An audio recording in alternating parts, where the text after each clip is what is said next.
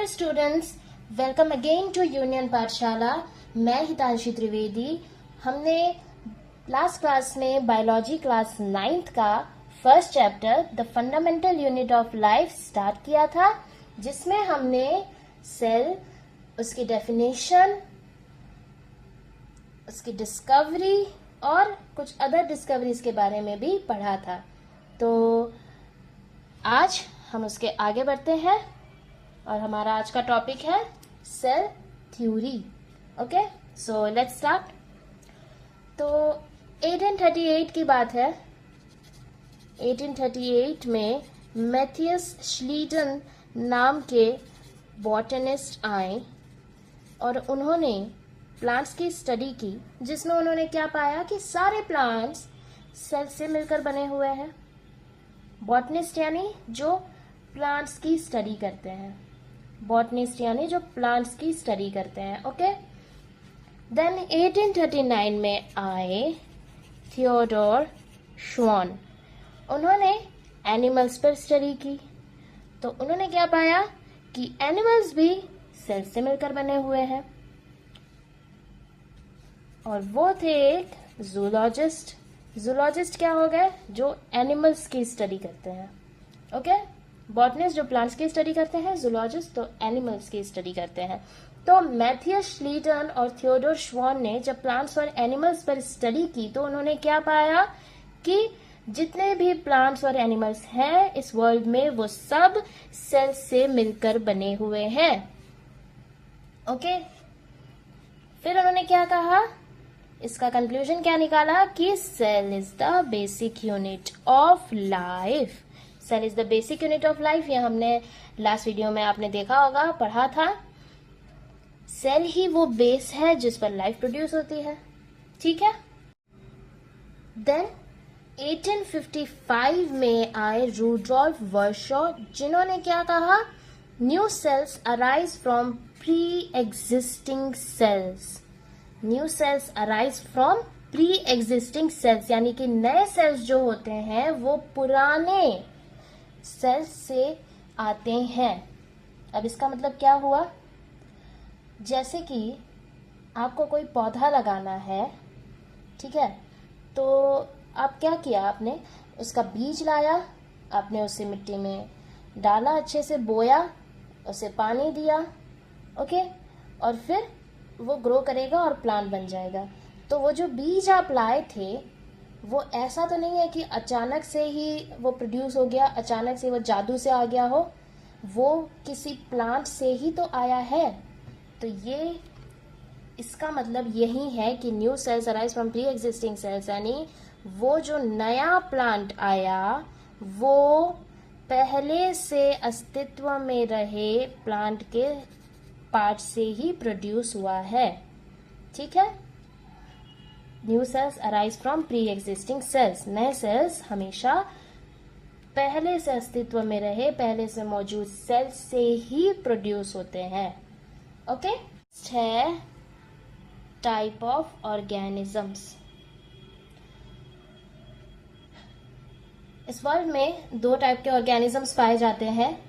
First is unicellular, second is multicellular. Okay, unicellular, uni का मतलब होता है वन। यूनि का मतलब क्या होता है? वन। और सेल्युलर का मतलब तो आप जानते ही हैं, सेल। यानी वैसा ऑर्गेनिज्म जो सिर्फ एक सेल से बना होता है। Unicellular means made up of single cell. और ऐसे ऑर्गेनिज्म कौन कौन से हैं? अमीबा है, बैक्टीरिया है, पैरामीशियम है, एक्सेट्रा, है ना। तो यूनिसेल्युलर ऑर्गेनिजम्स वो हो गए जो सिर्फ एक सेल के बने होते हैं, और वही सेल वो सारे काम करता है जो एक लिविंग ऑर्गेनिज्म को लाइफ सस्टेन करने के लिए चाहिए होते हैं। वही एक सेल वो पूरी तरह से सारा फंक्शन करता है, खाना खाता है, खाना डाइजेस्ट करता है, वेस्ट प्रोडक्ट को एक्सक्रीट करता है, एनर्जी प्रोड्यूस करता है, रेस्पिरेशन करता है। ये सारा काम एक सिंगल सेल ही करता है यूनिसेल्युलर ऑर्गेनिज्म की बॉडी में। ओके, देन नेक्स्ट क्या है? Multi cellular. मल्टी का मतलब मल्टी वर्ड ही बता रहा है, मेनी। ओके, और सेलुलर का मतलब तो आप जानते हो, सेल्स। मतलब मल्टी सेलुलर मतलब क्या हो गया, मेनी सेल्स, यानी कि ऐसे ऑर्गेनिजम्स जो कि बहुत सारे सेल्स से मिलकर बने होते हैं, जैसे fungi, plants, animals, humans. Okay, और भी बहुत सारे ऑर्गेनिजम्स। तो वैसे ऑर्गेनिजम्स जो एक नहीं बल्कि बहुत सारे सेल्स से मिलकर बने होते हैं, वैसे ऑर्गेनिज्म कहते हैं मल्टी सेलुलर ऑर्गेनिज्म। ओके, यहाँ पे सिर्फ एक सेल नहीं बल्कि ग्रुप ऑफ सेल्स मिलकर टिश्यू बनाता है, उससे ऑर्गन बनता है, ऑर्गन सिस्टम बनता है और एक ऑर्गेनिज्म तैयार होता है। तो इस तरह से मल्टी सेलुलर ऑर्गेनिज्म में सेल्स काम करते हैं ताकि वो अपनी लाइफ अच्छे से सस्टेन कर सके। इस टॉपिक है हमारा cell shape. Okay, cell shape. तो सेल सिर्फ एक ही शेप का नहीं होता है, बहुत सारे शेप्स होते हैं सेल के। ओवल होता है, स्फेरिकल होता है, क्यूबॉइड शेप का होता है, या फिर फाइबर जैसा होता है, यानी लंबे लंबे थ्रेड्स टाइप का। Okay, due to different functions cells are of different shapes. Cells के अलग अलग शेप क्यों होते हैं, ये डिपेंड करता है कि उनका बॉडी में काम किस प्रकार का है, क्या काम है। ओके, इस बेसिस पर उनके अलग अलग शेप्स होते हैं। जैसे नर्व सेल है, आपके बॉडी में नर्वस सिस्टम है, तो उस नर्वस सिस्टम में किस टाइप का सेल प्रेजेंट रहता है, नर्व सेल, जिसका शेप कैसा है, फाइबर लाइक। ओके, ये आप देख रहे हैं नर्व सेल, ये पूरा सेल है, ये इसका पार्ट है, ये सेल की बॉडी हो गई, ये इस सेल का न्यूक्लियस हो गया, ये हो गए dendrites, these are dendrites, then ये हो गया एक्सॉन और ये हो गया एक्सॉन टर्मिनल। ओके, सो ये है एक नर्व सेल।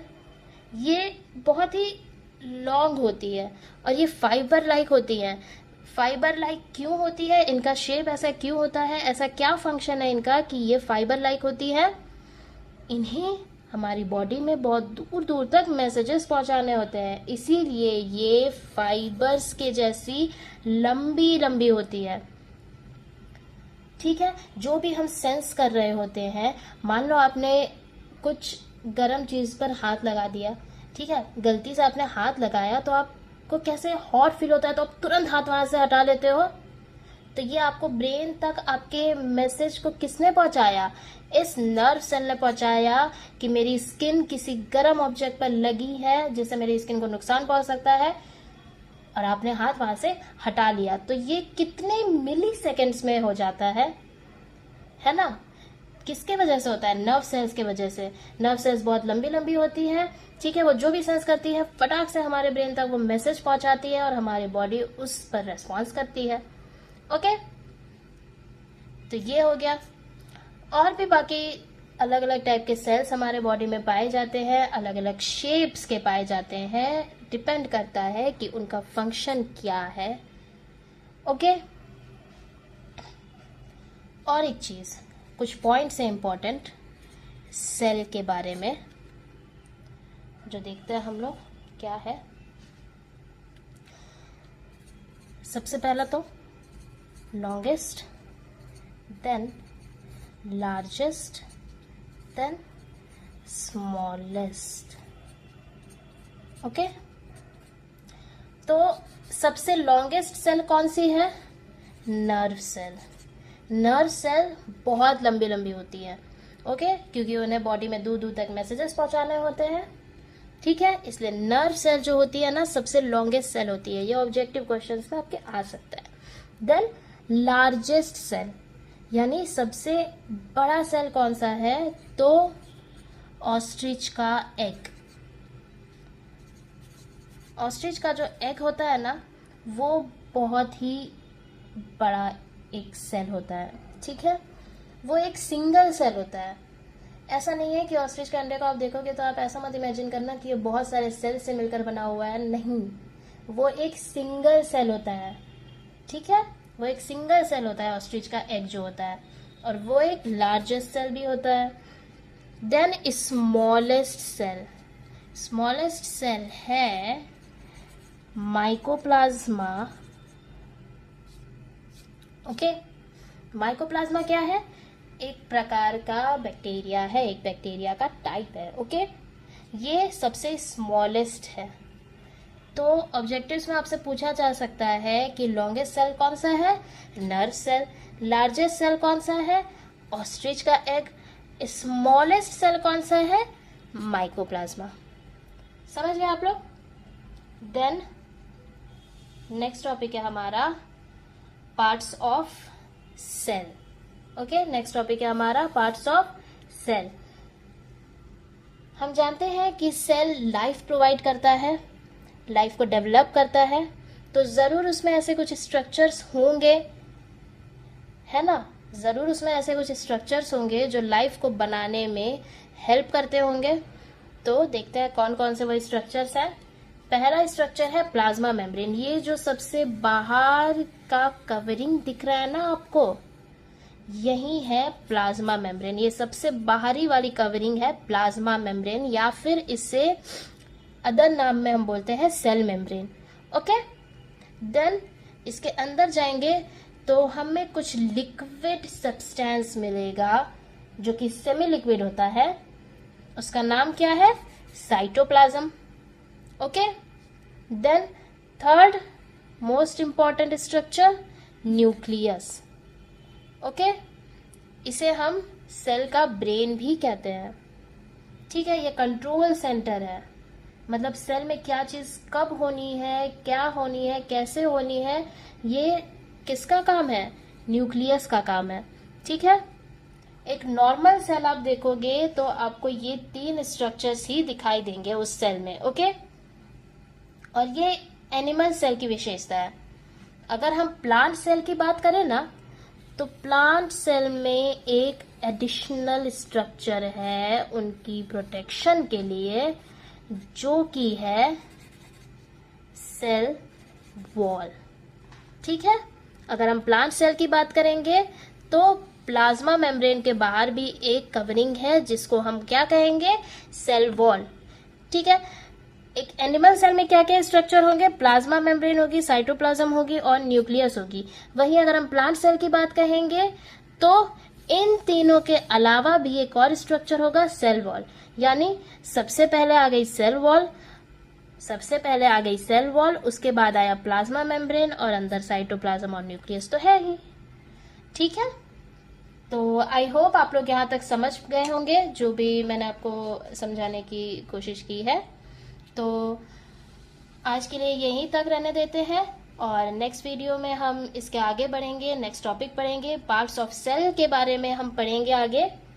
तो अगर आपको यहाँ तक पसंद आया हो, वीडियो समझ में अच्छे से आया हो, तो आप वीडियो को लाइक करें, अपने फ्रेंड्स के साथ शेयर करें और हमारे चैनल को सब्सक्राइब करना ना भूलें। Thank you.